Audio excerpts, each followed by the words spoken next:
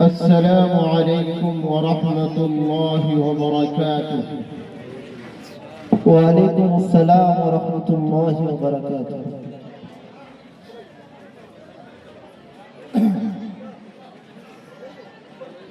الحمد لله نحمده ونستعينه ونستغفره ونؤمن به ونتوكل عليه ونعوذ بالله من شرور أنفسنا ومن سيئات أعمالنا. من يهده الله فلا مضل له ومن يضلل فلا هادي له. ونشهد أن لا إله إلا الله وحده لا شريك له.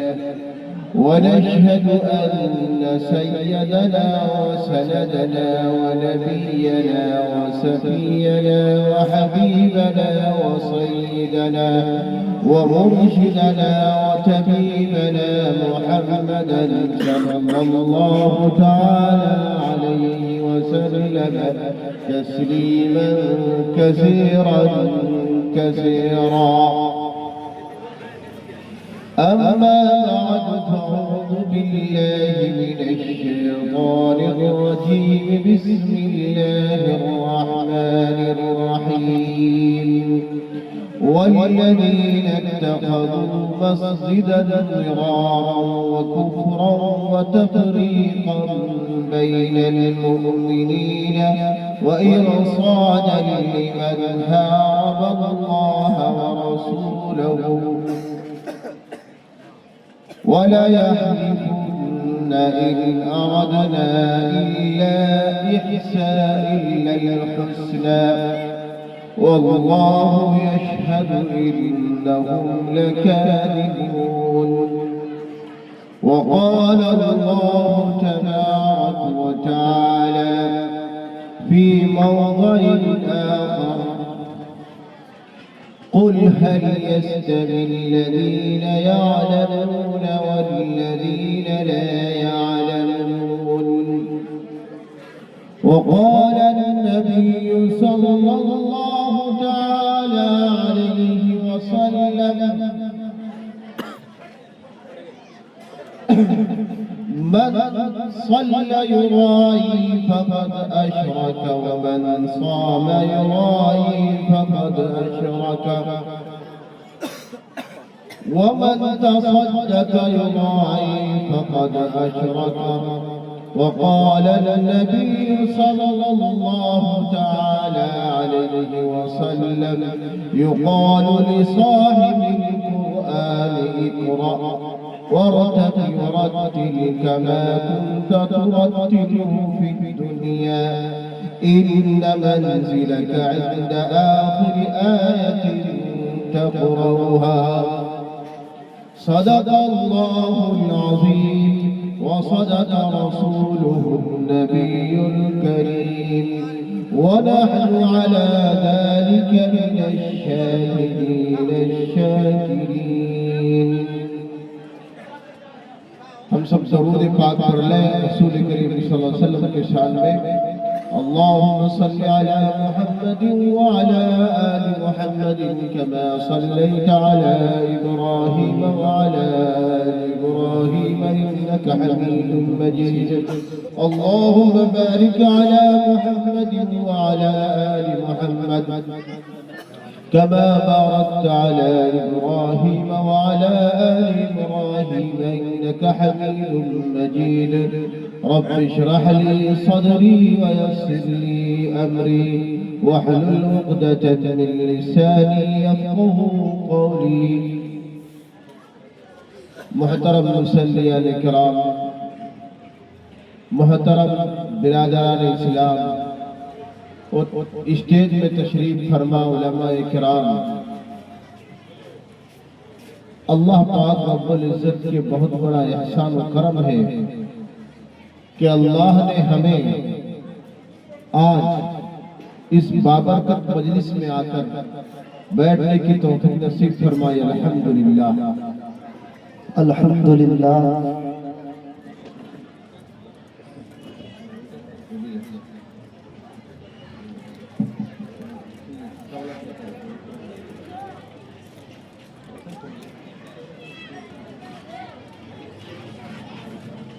मोहतरम, आज जो इस मजलिस में आए नहीं, वो सोचते हैं कि हम कामयाब हैं, हम चालाक हैं। कोई घर में बैठे बैठे सुन रहे हैं, वो भी कह रहे हैं कि हम चालाक हैं।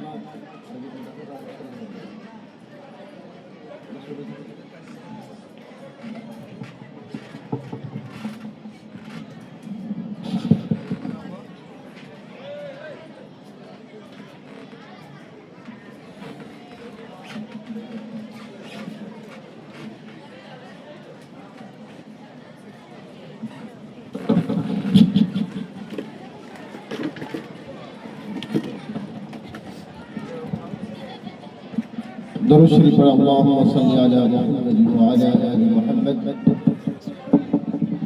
कमा सल्लैता अला इब्राहीम व अला आलि इब्राहीम इन्नका हमीदुम मजीद। अल्लाहुम्मा बारिक अला मुहम्मद व अला आलि मुहम्मद कमा बारकता अला इब्राहीम व अला आलि इब्राहीम इन्नका हमीदुम मजीद। मुहतरम, आज आप मेरे साथ जो मामला कर रहे हैं कर लीजिए। मैं एक तालिब इल्म हूँ, लेकिन आप मेरे अलावा और भी दो मुकर्रिर को, बड़े बड़े हमारे हिंदुस्तान के मायानाज और बड़े बड़े मुकर्रिर हजरात को आप लोगों ने मदऊ की और हाजिर हो गए। जनाब हजरत कारी रहमत अली साहब दामद बरकातुहुम खादिमुल कौम वल मिल्लह तशरीफ ला चुके हैं और तशरीफ ला चुके हैं जनाब हजरत कारी अनस साहब दामद बरकातुहुम अलैहि। बड़े ऊंचे पाया के मुकर्रिर हैं, हकीकत में मुकर्रिर हैं, हम एक तालिब इल्म। आप हमारे साथ जो मामला करें, पेंडल खाली रखे, पेंडल भरे, इधर बैठे उधर बैठे, फिर भी हमें बर्दाश्त है। लेकिन ये जो आने वाला है मेरे बाद, ये हमारे सरताज बड़े इज्जत इनकी है।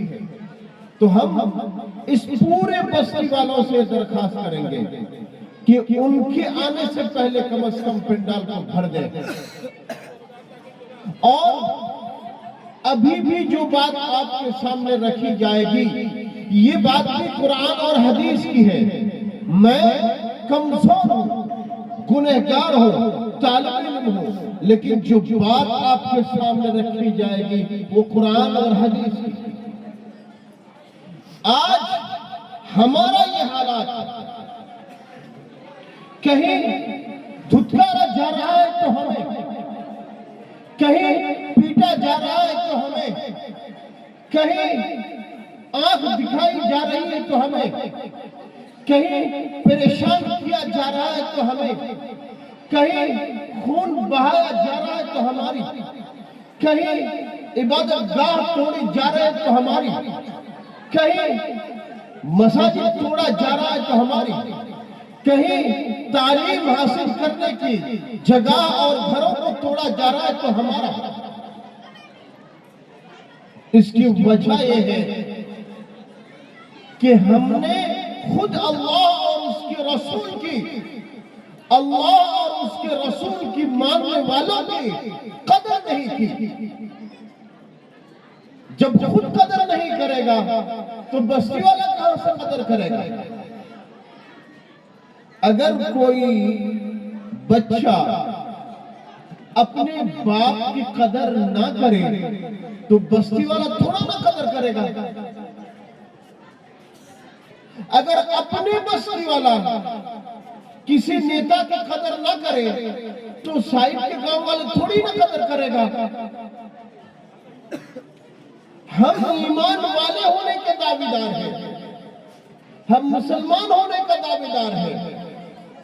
افسوس یہ ہے کہ جہاں اللہ اور اس کے رسول کی بات ہوتی ہے اس مجلس میں مسلمان دکھائی نہیں دیتے ہیں. جہاں اللہ اور اس کے رسول کے خلاف بات ہوتے ہیں، جہاں اللہ اور اس کے رسول کو دل دکھایا جاتا ہے، اس مجلس میں مسلمان سب سے پہلے رہتا ہے.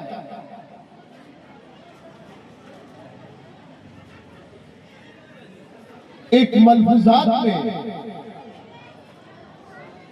لکھا ہے کہ حضرت قاسم نانوتوی رحمت اللہ علیہ نے ایک مرتبہ آقا نامدار تاجر مدنی گنبد خضرا کے مکی و مکہ آمینہ کے لال مدینے کے دلال سرکار دو عالم صلی اللہ علیہ وسلم کو خواب میں دیکھے اور دیکھے کہ رسول کریم صلی اللہ علیہ وسلم کے سینے میں پھنسی نکلا ہوا ہے.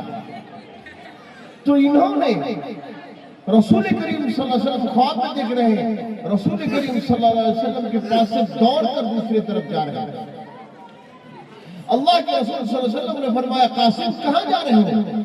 کہنے لگا یا رسول اللہ محرم لانے کے لیے جا رہے ہیں آپ کی پھنسی اور کوڑے پر لگانے کے لیے. رسول کریم صلی اللہ علیہ وسلم کے جواب سنیے. آج کل کے مسلمان اگر ذرہ برابر بھی ہمارے دل میں ایمان ہے تو یہ جواب سننے کے بعد کوئی گھر میں نہیں بیٹھے گا، وہ آ کر رسول کریم صلی اللہ علیہ وسلم کی بات ہونے والی مجلس میں آ کر بیٹھے گا. فرمایا آقا نامدار تاجر مدنی سرکار دو عالم صلی اللہ علیہ وسلم نے قاسم یہ وہ پھوڑا وہ پھنسی نہیں ہے جو تم دیکھ رہے ہو، جو دوائی سے اور محلم سے اچھا ہو جاتا ہے. یہ وہ پھوڑا وہ پھنسی ہے جو میرے امت کی بگاڑ کی وجہ سے ہوا ہے. قاسم میرے امت کے نامہ اعمال میرے سامنے ہفتہ میں پیش کیا جاتا ہے پیر کے دن، اور ہم اس نامہ اعمال میرے امت کے دیکھا ہوں. میرے امت کے نامہ اعمال دیکھ کر میرے دل کی کڑر اور میرے دل کی تڑپ اور میرے دل کی پریشانی کا یہ عالم ہے جو تم پھوڑا اور پھنسی کے شکل میں دیکھ رہے ہو. قاسم میرے امت کے حال کو درست کر دو تو محمد عربی صلی اللہ علیہ وسلم کے سینے کے حال درست ہو جائے گا. میرے بھائیوں دوستوں بزرگوں اور عزیزوں، اگر ہم آقا نامدار تاجر مدنی سرکار دو عالم صلی اللہ علیہ وسلم کے پیارے ہیں، اگر ہمیں رسول سے محبت ہے، اگر ہمیں اللہ سے محبت ہے، اگر ہمیں اسلام سے محبت ہے، اگر ہمیں اللہ کے رسول کی وارثین سے محبت ہے تو ہمیں چاہیے آ کر اس مجلس کو بھرے، پنڈال کو بھرے اور اللہ اور اس کے رسول کی جو باتیں بڑے بڑے علماء کرام تشریف فرما ہوئے ہیں بتائیں گے اس کے بعد، اور اب بھی جو بات ہوگی ان سب کو سنیں. میں آپ کے سامنے قرآن کریم کی 2 آیت شریفہ تلاوت کی، 2 موضوع، دونوں موضوع پر آپ کے سامنے اللہ اگر توفیق دے باتیں رکھی جائے، اور احادیث شریفہ بھی 2 موضوع کی پڑھی اس پر بات چیت رکھی جائے. میرے بھائیوں دوستوں بزرگوں اور عزیزوں، یہ دھیان دیجئے گا کہ اسلام نہ کسی کی باتوں پر بہ جانے کا نام ہے، کسی کے کہنے پر، کسی کے کوئی عمل کو نیک کہنے پر، کسی کے کوئی راستہ دکھانے پر اس پر چلے جانے کا نام اسلام ہے. نہ کسی غم کے موقع پر غمگین ہو جانے کا نام اسلام ہے، نہ کسی خوشی کے موقع پر اترانے کا نام اسلام ہے، نہ اس میں ثواب ہے، بلکہ شریعت کے وہ کام جو شریعت کے مطابق ہو، اللہ اور اس کے رسول کے مطابق ہو، وہ کام عبادت ہے اور اس میں ثواب ملے گا. اگر کوئی کام شریعت کا نہ ہو، اگر کوئی کام شریعت کا ہو لیکن شریعت کے مطابق نہ ہو، جان رکھیے گا اس کام میں ہمیں کوئی ثواب ملنے والا نہیں ہے. اسی لیے کوئی بھی نیک کام میں ثواب ہونے کے لیے سب سے پہلے آپ کو دیکھنا پڑے گا کیا قرآن کریم میں اس کام کی کوئی ثبوت ہے؟ دوسرا، کیا حدیث شریفہ میں اس کام کی کوئی ثبوت ہے؟ تیسرا، کیا صحابہ کرام رضوان اللہ تعالی علیہم اجمعین کی زندگی میں کوئی ثبوت ہے؟ اگر ہے تو اس کام کو جیسا کیا گیا ایسا کرنے کا نام عبادت ہے اور ثواب ہے، ورنہ نہیں ہے۔ سن لیجئے، میں نے آپ کے سامنے ایک حدیث شریف تلاوت کی۔ رسول کریم صلی اللہ علیہ وسلم نے فرمایا، من صلی یرائی فقد اشرک، جس نے دکھلانے کے لیے نماز پڑھی اس نے شرک کیا۔ من صلی یرائی فقد اشرک، جس نے دکھلانے کے لیے نماز پڑھی اس نے شرک کیا۔ نماز میں دکھلانے کے لیے ہوتا ہے، ہاں۔ اب سمجھیے، عید کا دن ہے، بچے کے گاؤں کے بچے سے لے کر بوڑھے تک سب عیدگاہ میں جائیں گے۔ کوئی ایسا بھی انسان ہے جس نے زندگی بھر مسجد کا نہ منہ دیکھی، نہ صورت یاد ہے، نہ سنا یاد ہے، نہ نیت کرنا جانتا ہے، نہ نماز میں کتنا رکوع ہے معلوم ہے، نہ کتنا سجدہ ہے معلوم ہے، لیکن اس دن وہ سوچا کہ اگر میں گھر میں بیٹھا رہوں تو بستی لوگ نوجوان کیا کہیں گا، بوڑھے کیا کہیں گے، چلو بھائی سب جا رہے ہیں، ہم بھی جا رہے ہیں۔ نہ اللہ کو راضی کرنے کی نیت ہے، نہ رسول کریم صلی اللہ علیہ وسلم کو خوش کرنے کی نیت ہے۔ یہ تو اس غرض سے ہوا کہ بستی والے کیا کہیں گے، من صلی یرائی فقد اشرک۔ رسول کریم صلی اللہ علیہ وسلم نے فرمایا، جس نے دکھلانے کے لیے نماز پڑھی اس نے شرک کیا۔ ایک بزرگ تھے، ایک بزرگ تھے، اس کو زمانہ کے بادشاہ نے دعوت دی، زمانے کے بادشاہ نے دعوت دی۔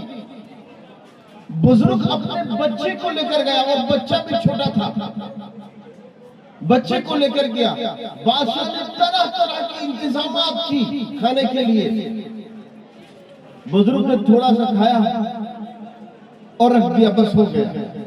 بادشاہ نے کہا، حضرت آپ اور تھوڑا کھا لیجیے، اور تھوڑا نوش فرما لیجیے، کھائے کہاں، تھوڑا نہ کھانا کھائے۔ کہا، ہم ایسے ہی کھاتے ہیں ہم لوگ۔ بادشاہ سمجھا بزرگ ہیں، اللہ والے ہیں، کم کھاتے ہوں گے۔ بادشاہ نے چھوڑ دیا۔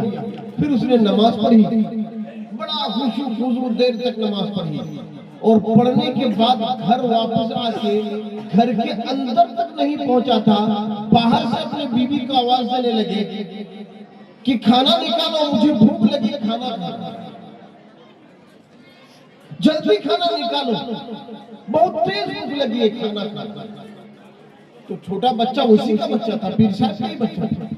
بچہ نے کہا، ابو جان، بادشاہ نے تو اتنا کھانا کھانے کے لیے دیا، طرح طرح کی قسم قسم کے عمدہ کھانا تھا، آپ نے کھایا نہیں، اور ابھی آپ آ کے امی جی کو پریشان کر رہے ہیں کہ کھانا ابھی لاؤ، ابھی لاؤ، مجھے کھانا ہے۔ تو والد صاحب جواب دیتے ہیں، بیٹے کچھ حکمت سے کام لینا ہوتا ہے۔ بھوک تو بہت تیز لگی تھی، لیکن بادشاہ اگر دیکھے کہ پیر صاحب اتنا کھاتے ہیں تو بادشاہ پیر صاحب کہ کوئی قدر رہے گا تھوڑی نا۔ پیر صاحب کو قدر دکھانے کے لیے، پیر صاحب کی قدر دکھانے کے لیے بادشاہ کے سامنے تھوڑا کھانا پڑتا ہے، اس لیے تھوڑا کھایا۔ تو بچے چھوٹے، جو بچے ہوتے ہیں نا، بچے چھوٹے بھی، اگر بچے کی پرورش اچھی ہو تو چھوٹے بچے بھی چھوٹے ہوتے ہیں، چھوٹے بچے بھی سچے ہوتے ہیں، چھوٹے بچے بھی نیک ہوتے ہیں۔ کہا، ابا جان تو پھر نماز بھی دہرا لیجیے۔ کہا، کیوں بیٹا؟ کہا، اگر کھانا بادشاہ کے لیے کھائے تو نماز بھی تو بادشاہ کے لیے پڑھے، تو جب کھانا دو بار کھا رہے ہیں تو نماز بھی دو مرتبہ پڑھ لیجیے، کیونکہ اللہ کے علاوہ دوسرے کے لیے پڑھنے میں تو کوئی فائدہ ہی نہیں۔ تو نماز بھی دکھلانے کے لیے ہوتا۔ مجھے اگرچہ موضوع میں نہیں ہے، لیکن ایک قابل نصیحت واقعہ یاد آ گیا، قابل نصیحت۔ بچوں سے لے کر بوڑھوں سے لے کر اور بالخصوص عورتوں کے لیے یہ واقعہ بڑا قابل ہے. میں اس کو بتا دیتا ہوں پھر آگے چلتا ہوں. حضرت خواجہ قطب الدین بختیار کاکی رحمت اللہ علیہ جب بچے تھے اس زمانہ میں ایک رسم تھا, ایک رواج تھا. میری بات سمجھ میں آ رہی ہے آپ لوگوں کو؟ سمجھ میں آ رہی ہے؟ دھیان سے سنیے گا واقعہ, بڑا عمدہ واقعہ. اور میں اپنے ماں اور بہنوں سے عرض کر رہا ہوں, واقعہ سن لیجئے گا تو آپ کے اولاد, ہر گھر کے اولاد باپ اور ماں کو ماننے والا بن جائیں گے, باپ اور ماں کے قدم چومیں گے, باپ اور ماں کے تکلیف کو برداشت کر نہیں پائیں گے اور شریعت کے مطابق چلیں گے, کوئی شکایت کا موقع نہیں دیں گے. تو حضرت بختیار کاکی رحمت اللہ علیہ اس زمانہ کا ایک رسم تھا, جب بچہ چھوٹا بولنا سیکھتا ہے آہستہ آہستہ تو بسم اللہ پڑھایا جاتا ہے.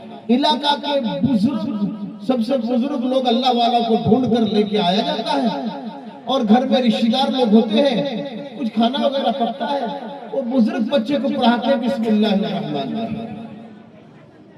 تو اب یہ بختیار کاکی رحمت اللہ علیہ کو بسم اللہ پڑھانے کے لیے خواجہ معین الدین چشتی رحمت اللہ علیہ کے آنے کی بات تھی, لیکن خواجہ صاحب کو کچھ تکلیف ہو گیا تو قاضی حمداللہ ناگوری رحمہ اللہ تشریف لائے. بڑے پایا کہ اللہ والے. اب رسم رواج کے مطابق سب ہو گیا, بچے کو بیٹھایا, بچے کو کہا قاضی صاحب میں پڑھ رہا ہوں تم بھی پڑھو, بسم اللہ الرحمن الرحیم. بس بسم اللہ الرحمن الرحیم ختم کرنے کے بعد اب خواجہ بختیار کاکی رحمت اللہ علیہ الحمدللہ رب العالمین الرحمن الرحیم مالک یوم الدین ایاک نعبد و ایاک نستعین اہدنا الصراط المستقیم صراط الذین انعمت علیہم غیر المغضوب علیہم ولا الضالین بسم اللہ الرحمن الرحیم الف لام میم ذلك الكتاب لا ريب فيه هدى للمتقين. پڑھتا گیا 10 سال 20 سال نہیں کیا پہلے نورانی قاعدہ پڑھا, الف با پڑھا, کچھ بھی نہیں. پہلا چالو بولنا سیکھا ہے, اچھا طریقے سے کچھ بول بھی نہیں پاتے ہوں گے, بسم اللہ چالو کروانے کے لیے گیا اور پڑھنا چالو کیا. قاضی حمداللہ ناگوری صاحب نے اتنا پڑھا, اس نے پڑھنا چالو کیا, چلتا ہی ہے, 1 پارہ 2 پارہ 3 پارہ 4 پارہ 5 پارہ پڑھتے 15 پارہ تک گیا, اسٹاپ بند ہو گیا. سبحان اللہ سبحان اللہ. قاضی صاحب کہنے لگے بیٹا آگے, 15 کے بعد پڑھو بیٹا آگے. میری ماں بہنیں ذرا دھیان دیجئے گا, میرے نوجوان بھائیوں اور میرے عمر دراز باپ داداؤں ذرا دھیان دیجئے گا.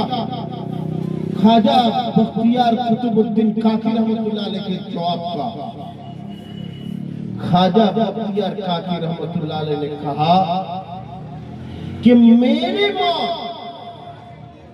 مجھے پیٹ میں رکھ کر جب میرے پیٹ میں روح آ گئی, روح آنے کے بعد یہ 15 پارہ میری ماں نے تلاوت کی اور پیٹ کے اندر میں 15 پارہ سن کر یاد کر لیا. اس کے بعد میں جنم ہو گیا اور میری ماں کی پڑھائی ہم نے نہیں سنی اور یاد نہیں کی. سبحان اللہ. میری ماں بہنیں, اگر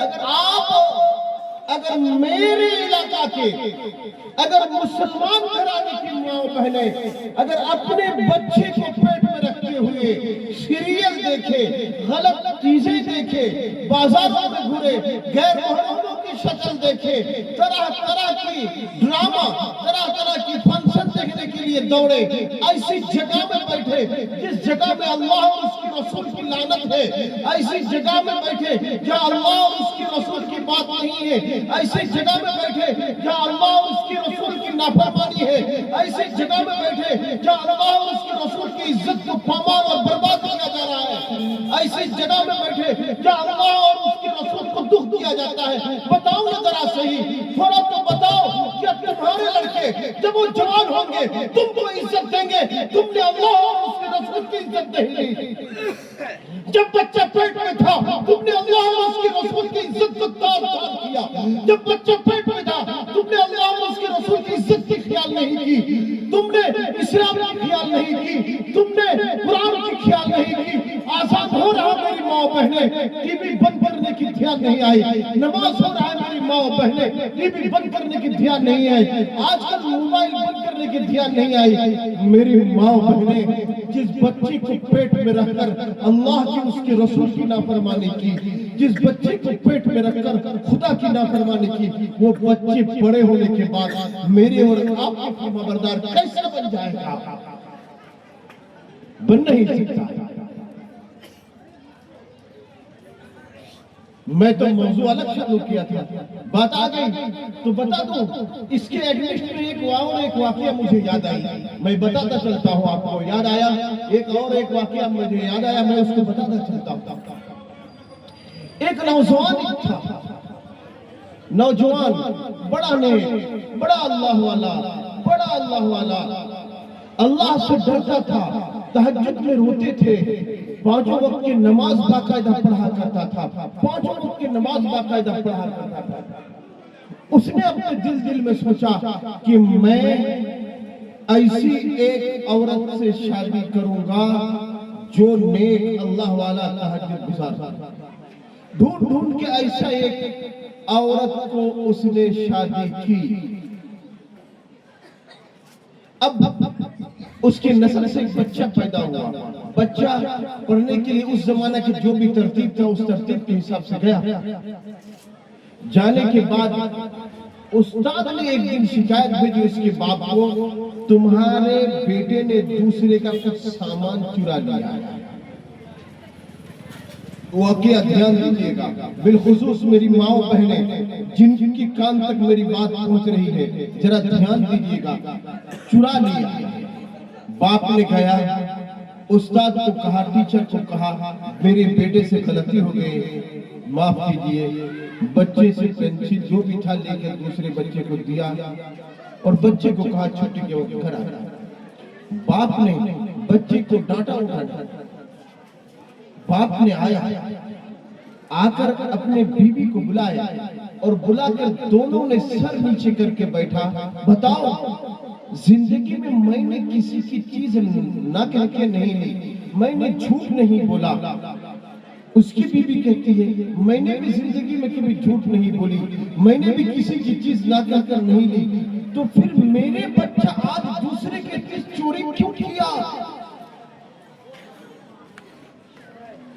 کوئی باپ آج ایسا ہے، کوئی ماں آج ایسا ہے کہ بیٹے اور اپنے بچے اور اپنے بچیوں کے قصور کو دیکھ کر خود سوچے گا کہ میری اندر کیا کمی رہ گئی تھی، کس وجہ سے میرے بچہ نے ایسا کیا؟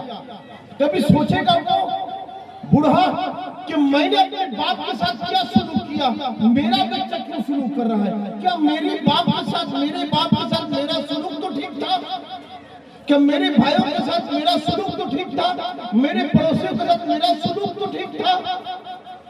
کیا میں نے بچپن میں یا میں بڑے ہونے کے بعد، شادی کے بعد، جب میرے بچہ میرے پیٹ میں آئی تھی، کوئی سوچے گی عورت کہ میرے کیا قصور تھا؟ بچے کو ڈانٹیں گے، بچے کو ماریں گے، لیکن بھائیوں اپنے قصور کو سدھارو، میری ماں بہنیں اپنے قصور کو سدھارو تو بچے کا قصور خود بخود سدھر جائے گا۔ بچے تو کاپی ہوتا ہے باپ ماں کے، بچے تو کاپی ہوتے ہیں علاقہ کے لوگوں کے، آپ جیسے کرو گے بچے ویسے کریں گے۔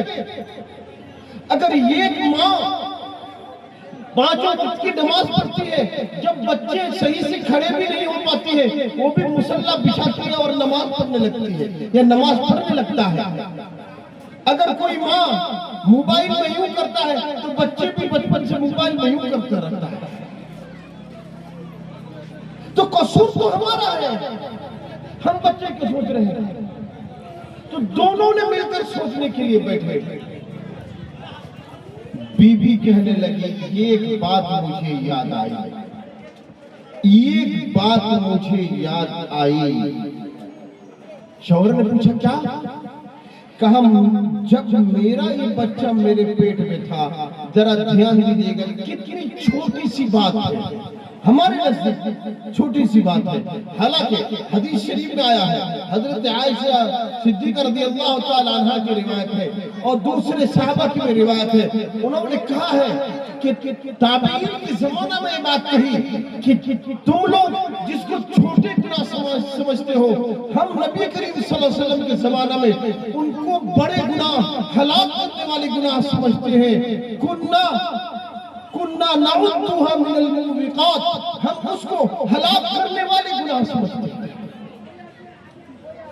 کہنے لگی کہ میں روزانہ صبح کو جب گھر صاف کرتی تھی، جھاڑو دیا کرتی تھی، میرے پڑوسن کے گھر میں یہ بیر کا درخت ہے، بیر کولی کی درخت ہے اور اس کا ایک ٹہنی میرے گھر کی طرف ہے، میرے باستوں کی طرف ہے، میری باؤنڈری کی طرف ہے، اور بیر کولی پکڑنے کا موسم تھا، پکی گرتا ہے تو گر گیا، روزانہ میں اٹھا کے اس کی باؤنڈری میں پھینک دیتی تھی۔ اس دن میرے لالچ پڑ گئی، میں نے ایک کولی بغیر کہہ کے اٹھا لی تھی اور کھا لی تھی، شاید میرے بچے نے اس کولی کھانے کی وجہ سے میرے بچے آج دوسرے کے سامان چرایا ہے۔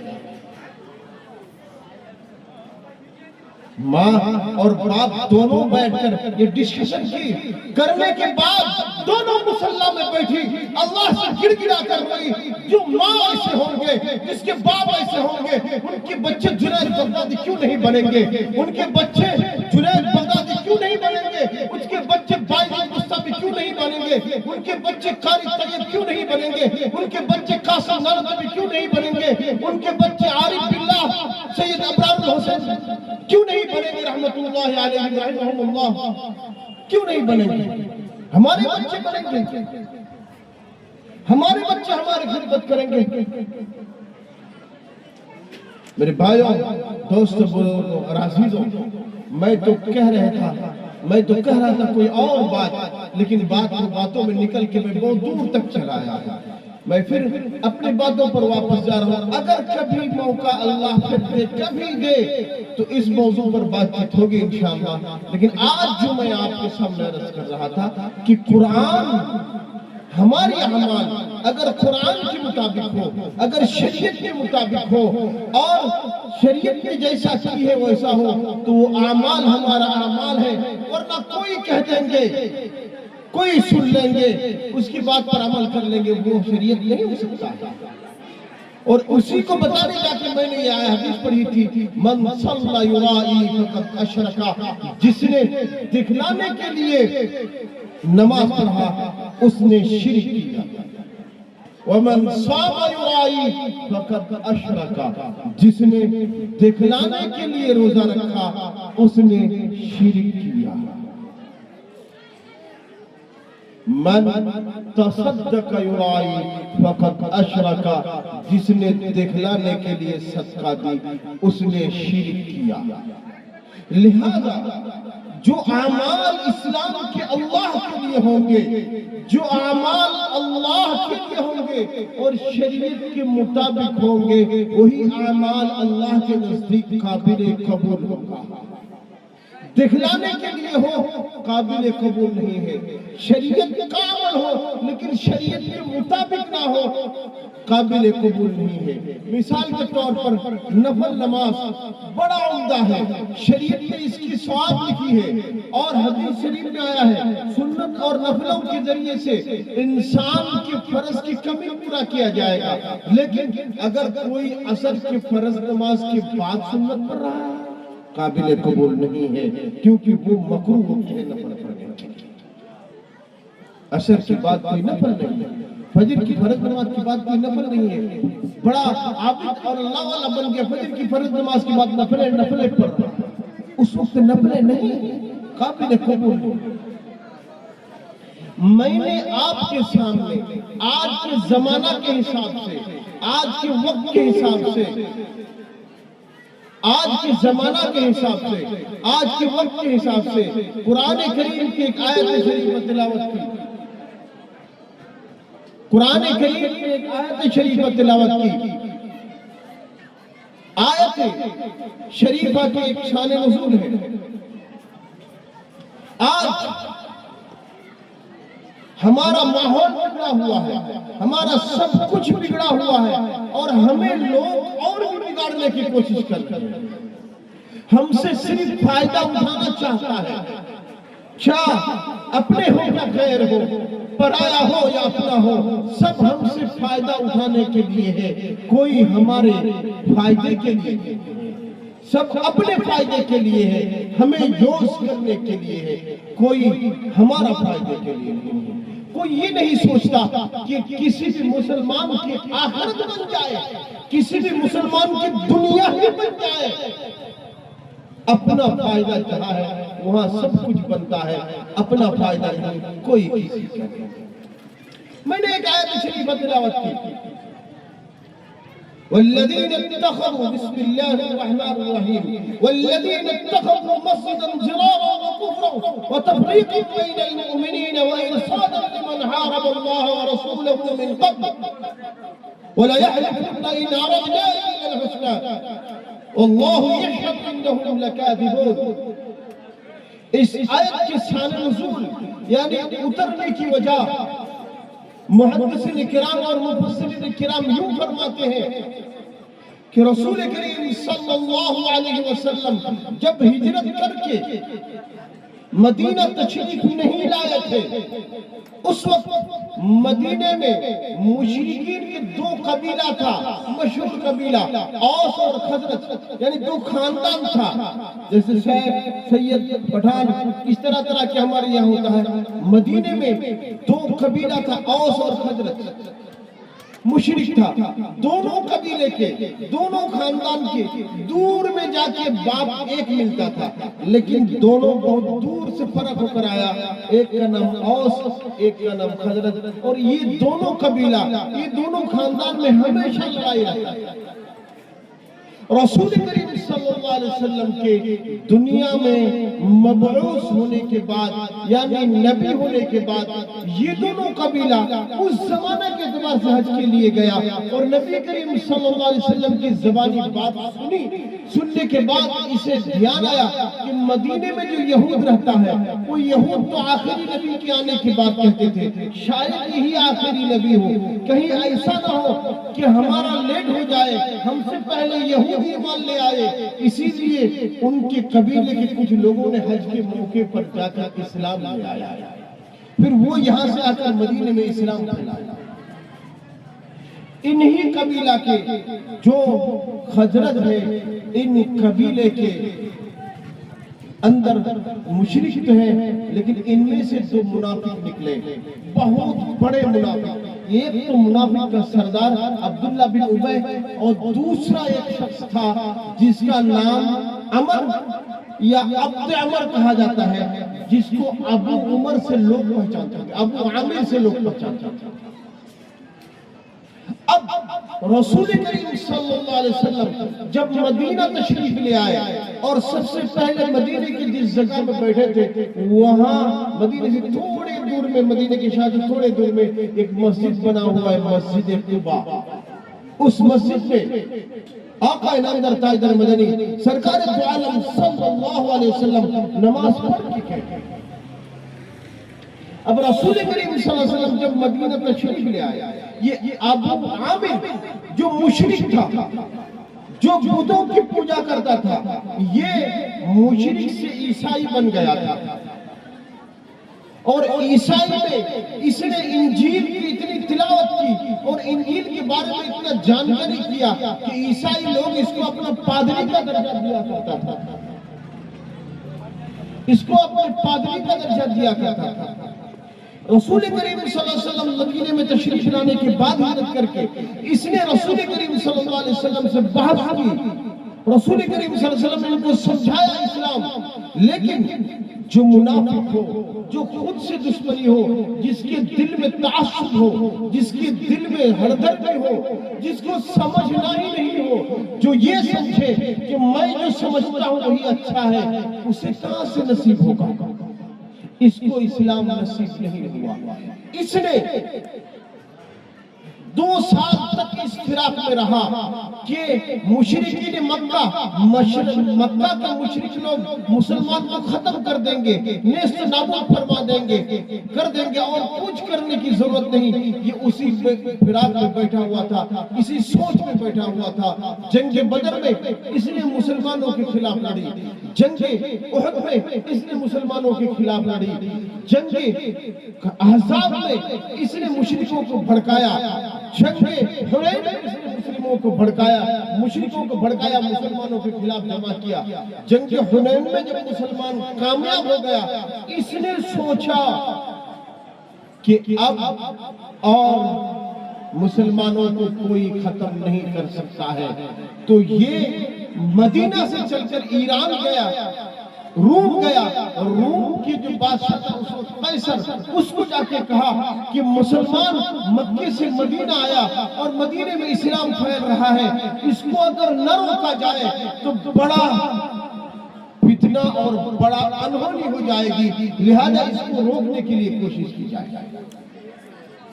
और उसने वहां रूम में जाकर मुसलमानों के खिलाफ बड़ी साजिशें की और वहां से कहलवा के भेजा कि देखो हम रूम में साजिशें कर रहे हैं। उस वक्त तो फोन वगैरह नहीं था कि फोन में बातचीत हो जाएगी, उस वक्त खत की बातचीत होगी, मशवरा होगा, बड़ी वक्त लगेगी। तो इन्होंने कहा कि एक ऐसा घर बनाओ जिस घर का नाम मस्जिद दिया जाए और उस घर में यहूदी मुनाफिक लोग जमा हो, मस्जिद नाम हो, वो जो घर मस्जिद के नाम से होगा उस मस्जिद में मुनाफिक जमा हो और मुसलमानों के खिलाफ मशवरा किया जाए, और मैं रूम से जो राय भेजूंगा, जो तरतीब भेजूंगा, उस पर तुम वहां रह के आराम अमल करो, और मैं यहाँ से कभी जाऊं या कोई जाए मुसलमानों के खिलाफ कोई स्कीम और प्लान लेकर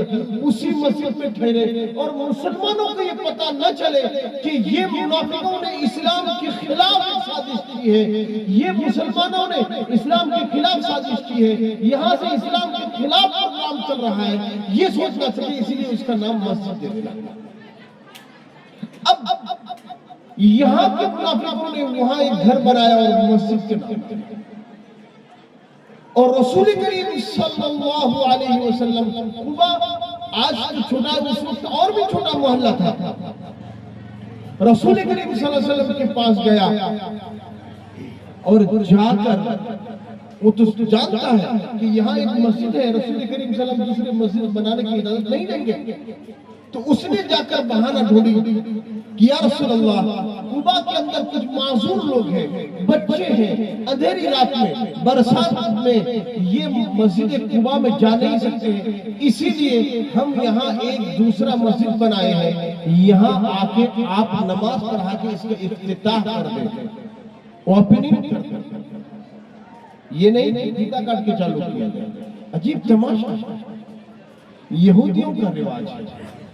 आज दुनिया में मस्जिद बन रहा है, मस्जिद की इफ्तिताह है, वो भी फीता काट के, और मुसलमान वहां दौड़ रहा है। जरा सोचो, कोई भी दीन का नाम ले ले उसी का पीछे दौड़ेंगे, कोई भी कुछ नाम ले ले उसी का पीछे दौड़ेंगे। अरे हम ये एक घर में जब बाराती आते हैं, उलमा फरमाते हैं फीता काट के अंदर घुसाओ मत, ये गैरों का तरीका है, और एक मस्जिद ओपन करेंगे उसके लिए फीता काट के करोगे, और वहां भी मुसलमान दौड़ रहा है, और उसका क्या स्किनर होता है और क्या क्या होता है, उसमें पैसा मार रहा है, ईंटा बैठ के ले जा रहा है। तजीब तमाशा, देखो तो सही किस मकसद से बना है, क्या बना है, क्यों बना है, पागल हो गए। इस्लाम के इतने ही सस्ती है कि जो मन मर्जी चाहे कर लो। रसूल करीम सल्लल्लाहु अलैहि वसल्लम अल्लाह पाक रब्बुल इज्जत ने 1447 साल पहले जो कानून, जो तरीका सिखा दिया गया है, उसके ऊपर कुछ होता नहीं मेरे भाई। अब जब ये लोग रसूल करीम सल्लल्लाहु अलैहि वसल्लम के सामने गए,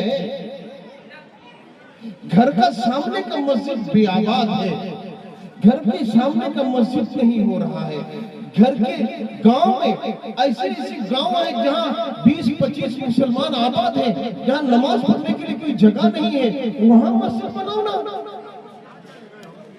میرے بھائیوں، دوستوں، بزرگوں اور عزیزوں، میں آپ کو قرآن کی تفسیر سنا رہا ہوں اور شان نزول بتا رہا ہوں۔ رسول کریم صلی اللہ علیہ وسلم کے پاس جب گئے تھے، اس وقت روم سے یہ میسج آیا گیا تھا کسی کے ذریعے کہ روم کے بادشاہ ایک بڑا لشکر لے کر مدینے میں حملہ کرنے کے لیے تیار ہے، اور رسول کریم صلی اللہ علیہ وسلم نے صحابہ کرام رضوان اللہ تعالی علیہم اجمعین کو فرمایا کہ تیار کرو، تبوک میں جانا ہے۔ جنگ تبوک کے لیے رسول کریم صلی اللہ علیہ وسلم تیار ہو رہے تھے۔ رسول کریم صلی اللہ علیہ وسلم نے سمجھے نہیں کہ ان کا مقصد کیا ہے۔ رسول کریم صلی اللہ علیہ وسلم نے فرمایا ٹھیک ہے، میں تبوک سے واپسی کے وقت آ کر وہاں نماز پڑھوں۔ اب جب تبوک سے رسول کریم صلی اللہ علیہ وسلم کی واپسی ہوئی، منافق نے یہاں تیار کیا کہ اس مسجد میں رسول کریم صلی اللہ علیہ وسلم آ کر نماز پڑھیں گے اور پڑھ کر اس مسجد کے افتتاح کریں گے۔ راستہ ہی میں کچھ دور تھے تو اللہ پاک رب العزت نے جبریل امین کو بھیجا اور بھیج کر کہا جاؤ میرے دوست کو یہ قرآن کی آیت سنا دو، والذین بسم اللہ الرحمن الرحیم والذین اتخذوا مسجدا ضرارا وکفرا، یہ آیت نازل ہوئی۔ جب نازل ہوئی، اللہ کے رسول صلی اللہ علیہ وسلم نے کچھ صحابہ کو فرمایا جاؤ جا کے مسجد قباء کے سائڈ میں جو دوسرا مسجد نام کا بنا ہے وہ مسجد نہیں ہے، نام مسجد ہے، اس کا مقصد نماز نہیں ہے، اس کا مقصد مسلمانوں کو نقصان پہنچانا ہے، اس کا مقصد اپنا راجنیتی فائدہ اٹھانا ہے۔ اس کے لیے اس مسجد نہیں بنے ہیں، اس کو ڈھا دو، گرا دو، جلا دو۔ رسول کریم صلی اللہ علیہ وسلم نے کہا، صحابہ گئے اس مسجد کو ڈھا دیا، جلا دیا، گرا دیا۔ رسول کریم صلی اللہ علیہ وسلم اس مسجد میں نماز نہیں پڑھی۔ اب قرآن کی آیت کے ترجمہ سنتے جائیے۔ اللہ پاک رب العزت نے قرآن کی کتاب اللہ میں اپنے کلام اللہ میں یہ آیت نازل فرمایا والذین اتخذوا مسجدا ضرارا وکفرا، وہ لوگ جو مسجد بناتے ہیں زرارت، تکلیف دینے کے لیے، مسلمانوں کو تکلیف دینے کے لیے، اسلام کو نقصان پہنچانے کے لیے جو مسجد بناتے ہیں، وہ کفرن اور کفر کو تقویت دینے کے لیے اور غیر مسلموں کو تقویت دینے کے لیے، ان کی اسکیم اور پلان کو مضبوط کرنے کے لیے مسجد بناتے ہیں۔ ضرارا وکفرا وتفریق بین المؤمنین، اور مومنوں کے آپس کے درمیان تفریق ڈالنے کے لیے، فرق ڈالنے کے لیے، جدائی ڈالنے کے لیے کہ سب ایک جگہ آ کر ایک مسجد میں نماز پڑھتے تھے۔ اب قباء کے سائڈ میں جب 2 مسجد بنے گا تو کچھ مسلمان وہاں چلا جائے گا، مسلمانوں کے دل کے اندر ملان نہیں ہوگا، مسلمانوں کے دل میں ملاپ نہیں ہوں گے، مسلمان آپس میں لڑنے کے تیاری ہو جائیں گے۔ اس تفریق ڈالنے کے لیے مسجد بنائے گا۔ ضرارا وکفرا وتفریقا بین المؤمنین وارصادا لمن حارب اللہ ورسولہ، اور ان لوگوں کو ٹھکانہ اور جگہ دینے کے لیے جو اللہ اور اس کے رسول سے پہلے سے ہی لڑتا آیا ہے، ہمیشہ اللہ اور رسول کے دشمن ہے، ان کو جگہ اور ٹھکانہ دینے کے لیے جو مسجد بنے گا، اللہ کے رسول صلی اللہ علیہ وسلم کو اللہ اس کی بات حکم کرتے ہیں من قبل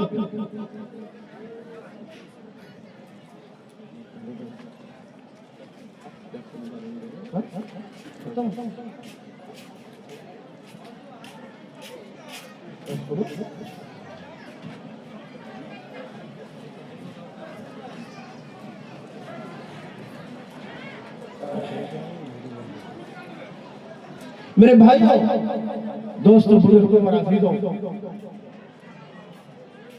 پتہ نہیں آپ سمجھ رہے کہ نہیں رہے، ہمیں تو سمجھ رہے ہیں آپ لوگ بات میری، تو ہمیں تو، لیکن ہم نے آپ کو جو میسج پہنچانا چاہتے تھے اس میسج کا ذرہ برابر پہنچا نہیں سکا۔ میرے پاس میسج آ گیا کہ آپ کا وقت ختم ہے، تو چلیے میں کم از کم اس آیت کو پورا کروں۔ چنانچہ اس آیت کے اندر یہ برے مسجد بنانے کی 4 برے خصلتیں ذکر کی۔ نمبر 1، نام کا مسجد تھا، وہاں اسلام اور مسلمانوں کو نقصان اور تکلیف دینے کے لیے مسجد بنایا گیا۔ نمبر 2، کفروں کو تقویت اور فائدہ پہنچانے کے لیے مسجد بنا تھا۔ نمبر 3 مسلمانوں کو تفریق کرنے کے لیے، الگ کرنے کے لیے وہ مسجد بناتا۔ نمبر 4 جو اسلام کے خلاف سازش کرے گا اس کو ٹھکانہ اور جگہ دینے کے لیے وہ مسجد بناتا۔ اللہ نے یہ 4 مقصد ذکر کی، پھر ذکر کرنے کے بعد رسول کریم صلی اللہ علیہ وسلم نے فرمایا لا تقم فيه ابدا لمسجد اسس على التقوى من اول يوم احق ان تقوم فيه رجال يحبون ان يتطهروا والله يحب المطهرين۔ اللہ نے فرمایا اے میرے آقا، اللہ نے فرمایا اے میرے نبی، اے آپ محمد سن لو، لا تقم فيه ابدا، وہ مسجد جو مسلمانوں کو نقصان پہنچانے کے لیے بنوایا گیا، وہ مسجد جو مسلمانوں کو اسلام کو تکلیف پہنچانے کے لیے بنوایا گیا، لا تقم فيه ابدا، اس میں تم کبھی بھی کھڑا مت ہونا، اس میں کھڑا ہو کے کسی کو نماز مت پڑھانا۔ لمسجد اسس على التقوى من اول يوم، وہ مسجد جس کی پہلے دن سے تقوی پر بنائی گئی، جس کی بنانے کی نیت مسلمانوں کو نماز پڑھنا اور پڑھانا ہے، وہ مسجد احق ان تقوم فيه، تمہیں زیادہ حق ہے کہ تم اس مسجد میں جا کے رکو، اس مسجد میں جا کے نماز پڑھاؤ۔ ذرا دھیان دینا، مفسرین کرام نے یہاں پر کچھ مسئلہ لکھتے ہیں، اصل یہ آیت سنانے کا مقصد یہ مسئلہ آپ کو سنانا ہے۔ لکھتے ہیں محدثین کرام کہ اگر کسی گاؤں میں ایک جمعہ مسجد ہے اور اس جمعہ مسجد میں لوگ آرام سے آ جاتے ہیں، لوگ جتنے بھی آئے پکڑ جاتے ہیں، پھر بھی کسی غرض سے، کسی مقصد سے، ضد سے، عناد سے، دشمنی سے کوئی جگہ پر مسجد دوسرا بنایا جاتا ہے، یہ مسجد بنانا صحیح نہیں ہے۔ اور یوں فرماتے ہیں کہ وہ مسجد جو ضد کی وجہ پر، ریا کی وجہ سے، نمو کی وجہ سے، یا اللہ اور اس کے رسول کے راضی کے علاوہ کوئی مسجد اگر بنائے کسی مقصد سے تو وہ مسجد بنانا جائز نہیں، اور بنانے والا جتنا اس میں روپیہ لگائے گا کوئی ثواب نہیں۔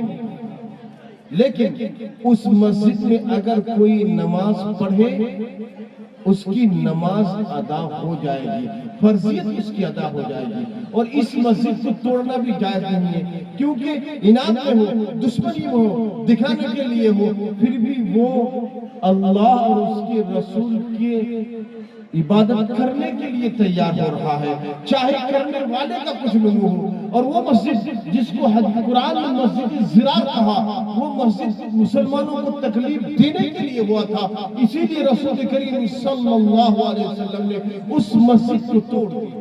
جان لیجئے، آپ دھیان سے سن لیجئے، آپ اور ہم اگر کسی مسجد کو کسی جگہ میں اپنے نیتا گیری کرنے کے لیے، اپنے مقصد کے لیے، دکھلانے کے لیے کوئی مسجد بنائے، اس مسجد کے نام عائشہ کیوں نہ رکھ دیے، اس مسجد کے نام محمد کیوں نہ رکھ دے، محمدی مسجد کیوں نہ رکھ دے، ابو بکر کیوں نہ رکھ دے، عمر کیوں نہ رکھ دے، عثمان کیوں نہ رکھ دے، اس مسجد میں نماز پڑھنا بہتر نہیں ہے۔ اب دوسرا نام سے مسجد بنانا تو اور بھی الگ بات ہے۔ ایک دھیان دیجئے، اصل ہمارا مسئلہ اور ہمارا شریعت یہ ہے کہ اگر کوئی جگہ اپنا ہو اور وہ اللہ اور اس کے رسول کی رضامندی کے لیے جگہ دے رہا ہے، اس جگہ پر کوئی مسجد بن گیا ہے تو وہ جگہ قیامت تک کے لیے مسجد کے لیے خاص ہو چکا ہے۔ اس جگہ میں چاہے کوئی بعد میں مسجد کو نعوذ باللہ من ذالک شہید کر دے، پھر بھی اللہ کی کاپی میں، اللہ کے دفتر میں وہ قیامت تک مسجد لکھا جا چکا ہے۔ اسی لیے مسلمانوں کے یہاں اپنے مسجد کی یہ قدر ہے، مسلمان اپنے مسجد کی حفاظت کرنے کے لیے اپنے جان قربان کرتا ہے، اسی لیے کہ جس جگہ ہمارا مسجد بن گیا وہ بن گیا، اگر وہ جگہ سرکاری ہو، کسی کا زور زبردستی لیا ہوا ہو تو وہاں مسجد ہی صحیح نہیں ہوا تو مسجد بنے گا کیسے؟ اگر صحیح جگہ ہو وہاں مسجد بن گیا تو وہ قیامت تک کے لیے مسجد تیار ہو جائے گا۔ ہمارا تکلیف وہاں ہے، ہمارا تکلیف یہ نہیں ہے ہمارا تکلیف یہاں اور دوسری جگہ کی مسجدوں میں جہاں جماعت زیادہ ہوتی ہے، اس جماعت کی زیادتی کی وجہ سے ثواب ملتا ہے، ورنہ حرمین شریفین مکہ، مدینہ اور بیت المقدس، اس کے علاوہ دوسری ایک آدھ مسجد کے بارے میں رسول کریم صلی اللہ علیہ وسلم نے نفل پڑھنے پر ثواب کی زیادتی فرمائی، وہ زیادتی ہوگا۔ اس کے علاوہ کوئی بھی مسجد میں آپ نماز پڑھیں آپ کو برابر ثواب ملے گا، اگر جماعت زیادہ ہے تو الگ بات ہے۔ میرے بھائیوں، دوستوں اور بزرگوں، اب تک میں نے آپ کے سامنے یہ میسج بھیجا کہ ہمیں اور آپ کو ایمان کے نام سے کوئی لوٹ کر نہ لے چلا جائے، مسلمانوں کے نام سے کوئی لوٹ کر لینا چلا جائے۔ ہمیں اور آپ کو سوچنا چاہیے اسلام اور مسلمانوں کے نام پہ ہمارے پاس آنے والا واقعی جو دعویٰ کر رہا ہے وہ دل سے اسلام اور ایمان کا تقاضا تو ہے یا نہیں ہے، لوٹنے والوں کے لیے نہیں ہے۔ اللہ تعالیٰ ہمیں اور ہم تمام کو ان باتوں پر عمل کرنے کی توفیق نصیب فرمائے۔ حضرت تشریف لا چکے ہیں، لب گشائی کرنا میری بس کی بات نہیں ہے، اسی لیے میں آپ سارے حضرات سے آج اپنی مختصر سی باتوں کو یہیں ختم کر رہا ہوں اور اجازت مانگتا ہوں۔ وآخر دعوانا ان الحمد للہ رب العالمین۔